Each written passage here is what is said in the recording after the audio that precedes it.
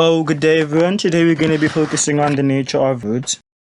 So we all know that there's different types of numbers, and the nature of root nature is actually what refers to the type of numbers that the roots are, and roots are the x-intercepts, the solutions, and the zeros of a quadratic equation. So the different numbers that there are, there's real numbers and there's non-real numbers, then there's rational and irrational, integers, whole numbers, and natural numbers.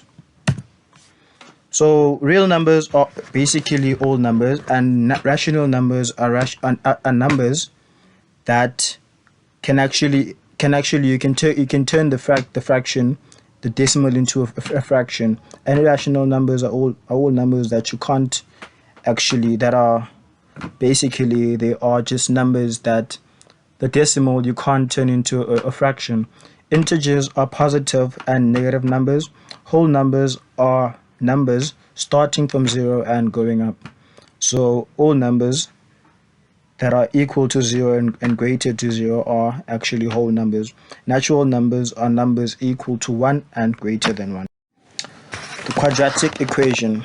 The quadratic equation you are probably most fond of because you have been doing it for the past two grades, grade 10 and 11 if you are grade 12.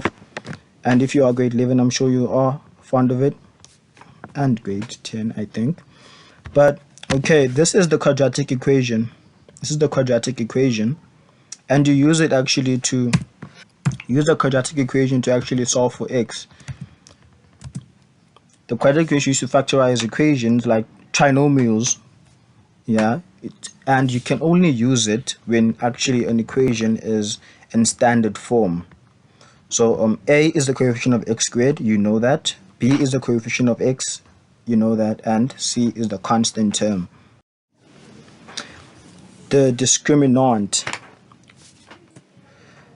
There are no real roots when delta is smaller than naught. There are real roots when delta is greater and equal to naught. The two real roots are unequal when delta is bigger than naught, and the two real roots are equal when delta is equal to naught.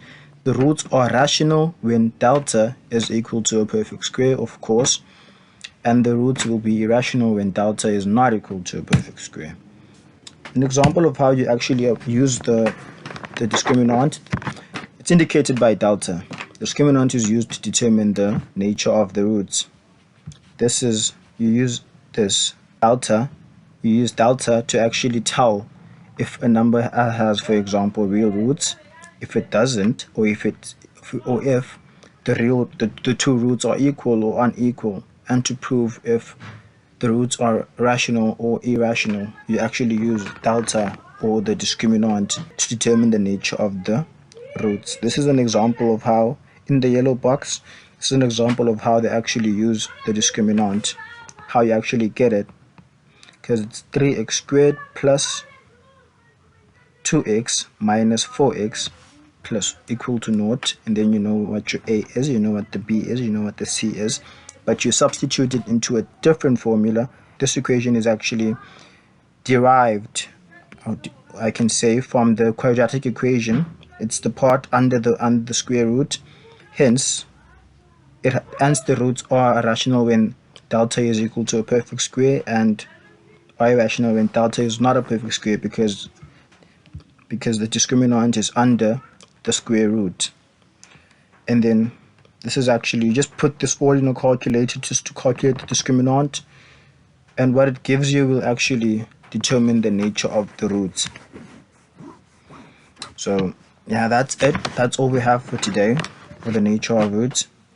We will be posting. I'll see you again next week, Monday. Thank you. Please do subscribe to our YouTube channel and turn on the notifications. More videos will be coming every Monday.